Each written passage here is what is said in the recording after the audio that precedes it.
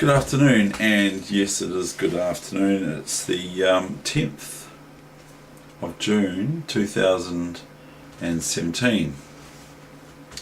It's Heather's mother's birthday today, the 10th of June, and that's also when Heather and I married some years ago. Please don't ask me how many years ago it was, because I'm really bad with dates, but that's then anyway. And so, as you know, we're good friends. But anyway, I have some things to do today, and I was going to pre-record some sessions for the week, like from week 30 number 7 tomorrow. I was going to pre-record them. Might still do that, but I'm not sure. So if I do, I do. Otherwise, I'll do them from where I'm at my mum's place in Dunedin. But I don't know how long I'm going to be there. It might be just the day there. I might be 3 days or whatever. I don't know. Obviously, I can't say how many days I'm going to be, or if I'm going to be any days, as there are people out there that aren't very nice or something like that. So anyway, I'm going to get right into it, and so it's just gone 3:06, 3:07 on my PC and my watch, and sorry about the focus difficulties yesterday. I don't know, I've checked my settings for my camera and all that sort of thing. Don't know what's going on. So I will just I hopefully that they come through all right, and so here we go.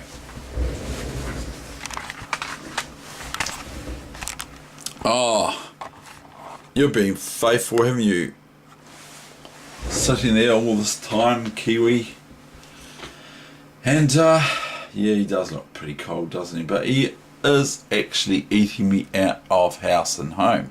I mean, it's one thing to look after myself here.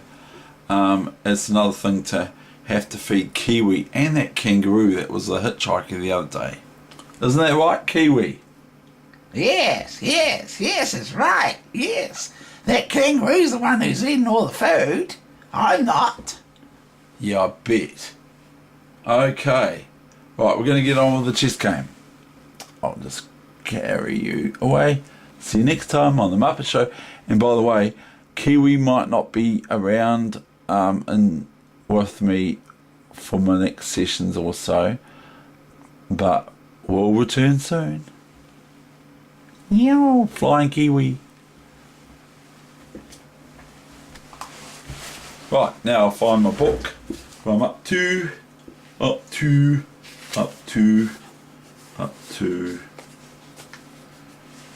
We've got another one of these openings, the ones I can't pronounce. Oh, good news! I went for my, I don't know how I did it. I told Heather about 20 times yesterday. It got really tired of me talking about it, but I went for my driver's license yesterday, which is 10 years apparently. I got this thing in the mail and I thought, what? I've paid my registration. Why are they asking money off me? Don't they understand? Haven't they got their computers up to date? The next thing is, I thought, maybe I've got a ticket. Maybe I've got a ticket. No, that wasn't the case either. What had happened is I had my demand for me to process or get processed my new driver's license. And so anyway, I was a bit scared because I was thinking, oh no, they're probably going to see that I can't see out of my eyes very well. But I passed that test, so, and the test only cost, for 10 years, I get $50, for $50, it's 10 years. So, 10 years cost $50 for that. So that's pretty cool.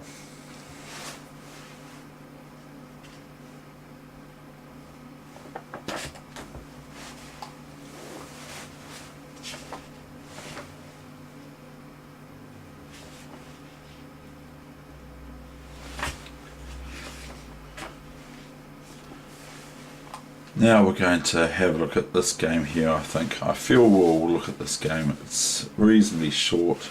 It's 25 moves in total, so if you want to, you can count them as you go.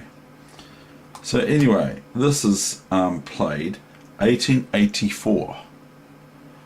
So that's 16 plus 17 is 31. 16 plus 7 is 31. Was it? No. 16 plus 17. 16, 17, 33. So it's 133 years ago, I believe. 133 years ago, played in Paris, almost 133 years ago, odd. It was played in Paris, July 17, 1884. Black's attack makes use of problem moves. Okay, here we go. It's played between Clerk with a C, not a K, and Baron Albert Rothschild. The Baron. The Baron of Monte Cristo. The Count. That's the Count, isn't it? The Count. One. I love to count. Do. That's from Sesame Street, by the way. Oh, it's trying to be. Bishop C4, Bishop G7. This is I quite like this system, because this is actually the system I like to play if I play E5 in the King's Gambit, which is been named the Bobby Fischer system. Black holds on to their pawn, and D6 is one of the moves from Bobby Fischer, and the switch makes me wonder a wee bit, but he's this is the system he used, and it put the King's Gambit to rest a little bit back then when he would start playing it as black and winning. It's quite strong actually for black. At D5, then white just throws their knight to E5. Okay. H4, fair enough, because you want to get rid of these what? Yeah, he plays pawn to G4. Oh, what does white do? What I would do for black here is this.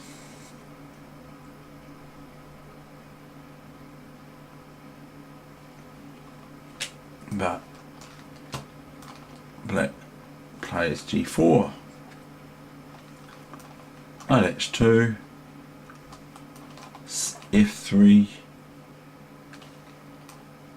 Gf3, G3, knight to G4, queen takes pawn with this in mind, and queen H2 checkmate if white plays FG4.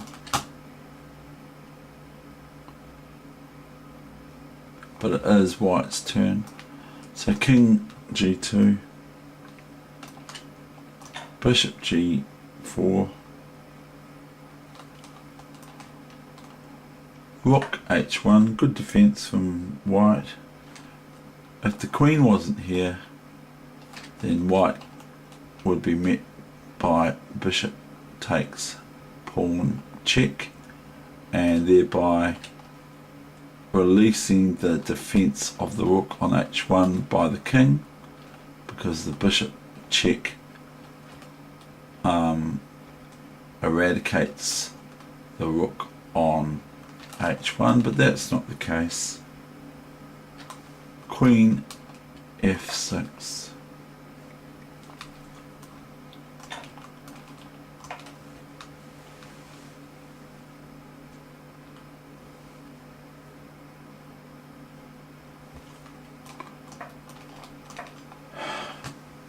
Constant, aren't they? Aren't they? They're just constant. Threatening. Chomp, check with the queen or the rook, whatever.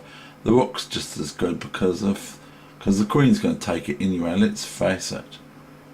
And it's check at the same time. So if the queen doesn't take it, the king is checkmated. So that's what the threat is. It's rook check or queen check, mate if the queen can't take it. So for argument's sake, okay, this is just for argument's sake, which means exactly that.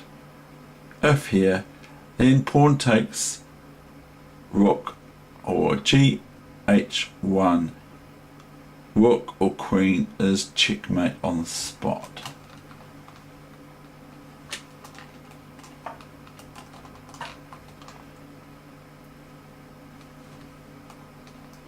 Now if here, then this is the more than very much likely response that black would play.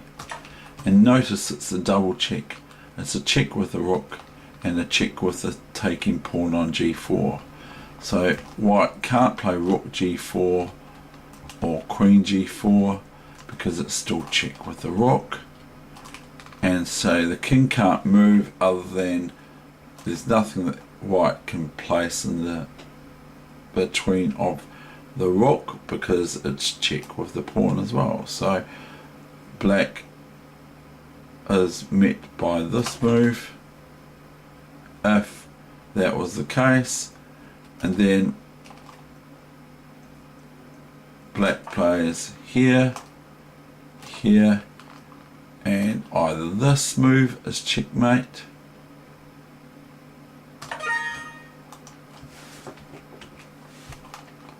or this move is checkmate,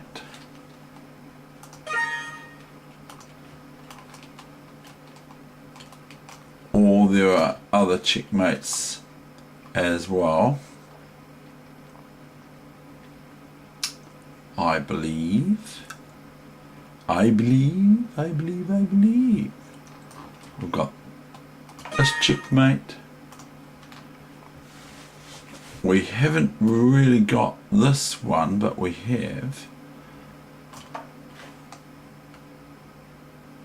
It's not checkmate on the spot because of queen takes, check, chalk. Can put things in between if you want those purists out there that want to see the thing like locking up a ladder for work safety in New Zealand now. If you leave the ladder lying around in the middle of the factory floor, someone might climb up the ladder and fall down. That's how much or how pedantic. I should work for the government because I'm very, very pedantic. I can get quite pedantic about things. So I should probably work for the government because that's the rule with health and safety here in New Zealand. I'm not saying it's not a bad thing to be safety conscious, but you can go a wee bit too far, can't you? I do think so. But anyway, this is no good for white, so they didn't play it.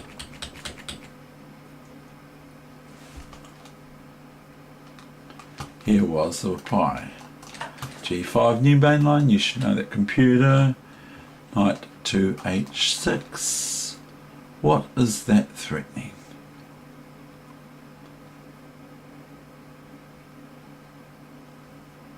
Now what happens if just rook takes here? I mean, let's just be reasonably fair here. Can go here. Because if rook takes queen, knight takes, then knight takes queen. And so we've got a rook out of it. So it's a material advantage.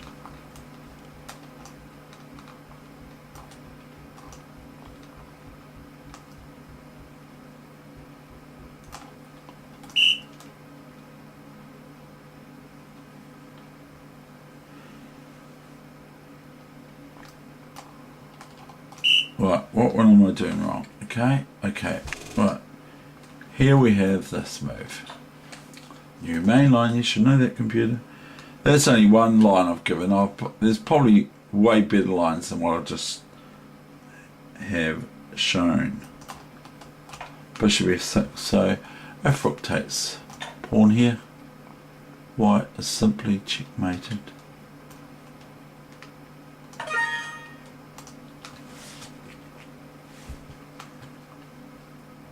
So after knight h6, giving up the noble steed, as it's called in books and things like that, the noble steed,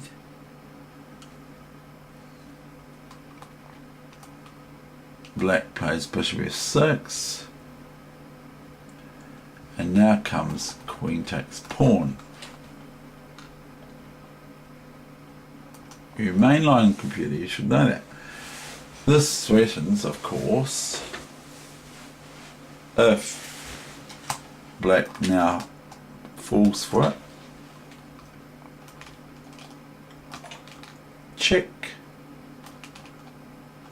Only move. Check. And there's two moves here now at hand. There's this move.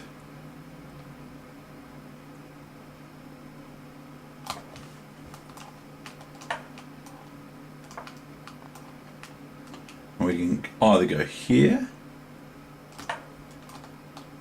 probably will, and go here. This is a checkmate. This is all just analysis, and it's just off the cuff.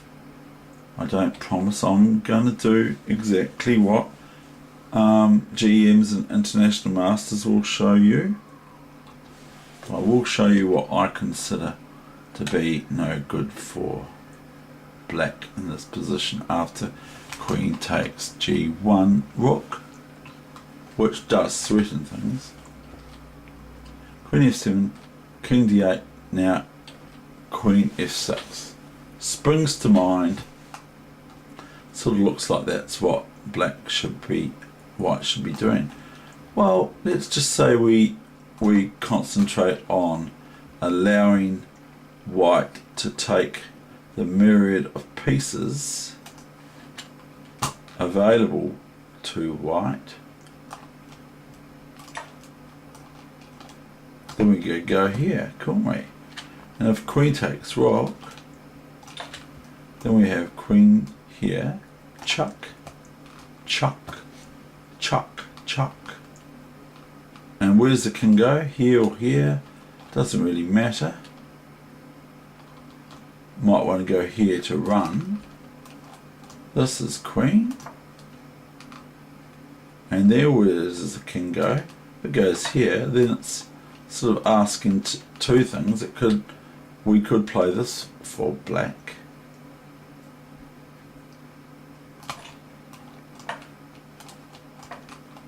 It's starting to look quite dangerous.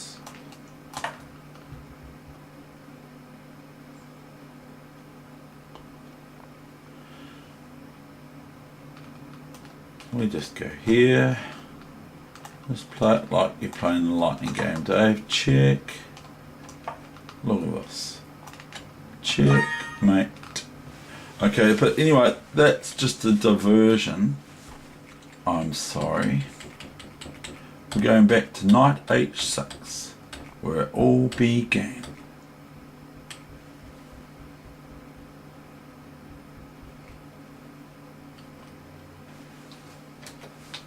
Bishop f6, and now we have queen h5. So what does black do now? Probably castle. No, guess what? Ah, queen takes rook. That's what black does. Great. And I've just been showing all the other stuff. Queen takes pawn, king to queen 1. Queen takes bishop, knight to e. Well, I was pretty well right, wasn't I? New main line, okay?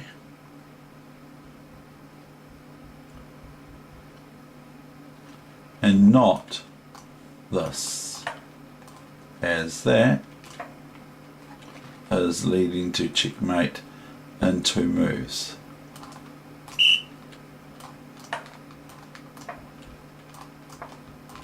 Checkmate. That's how Heather says it. Checkmate.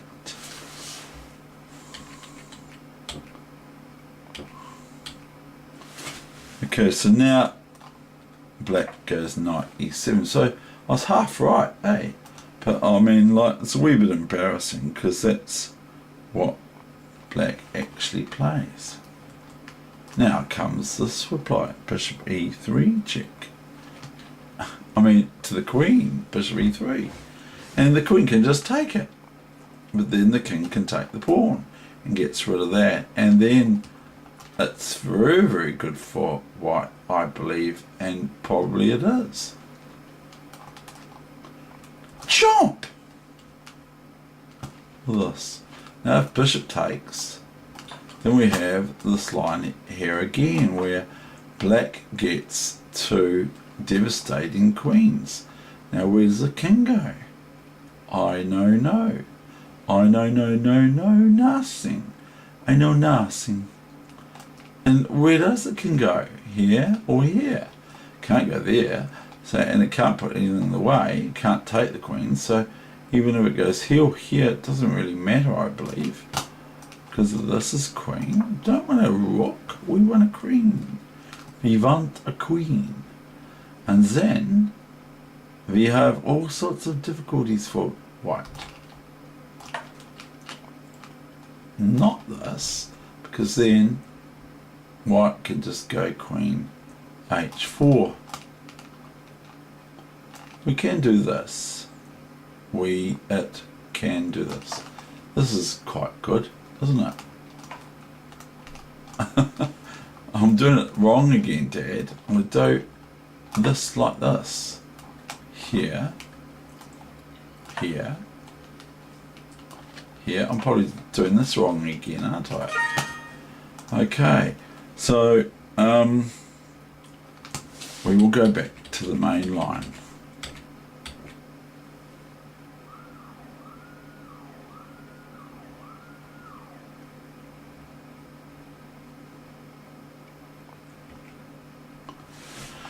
So if queen takes here, new variation, we have this move, and where does the king go now? Here. Then we have queen check, and really it's just starting to look a little bit annoying for white here, because if they go here, black just merely goes, sees the queen, picks it up, puts it in their coffee cup. From William Hartston, that we saying, it's not mine, it's William Hartston. We say, see a pawn, pick it up, put it in your coffee cup. I think it is, yes it is. Out of How to Cheat Chess, we've got just this. Chuck, chuck, chuck, chuck. Now I want to keep finding the checkmates directly. So that's that game, and so I'm wanting to show you the finish, which is rook takes pawn, check, queen takes rook. What is going on here? Oh yeah, that's right. Bishop e3, rook takes pawn. Okay. Queen takes rook. Ah, we've got it. This is the main line. Queen 2, h1 check. King g3 is what white played. Oh, that's what they played. Queen h6.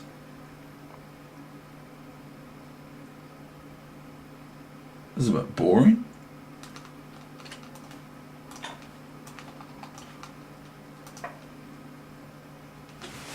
White resign. That's the end of my session. So I'm not sure exactly what format my future games in the next few days or 2 days or whatever are going to be, whether I'm going to just do them from Dunedin or whatever, or do them after the fact, or blah blah blah. Okay, thank you.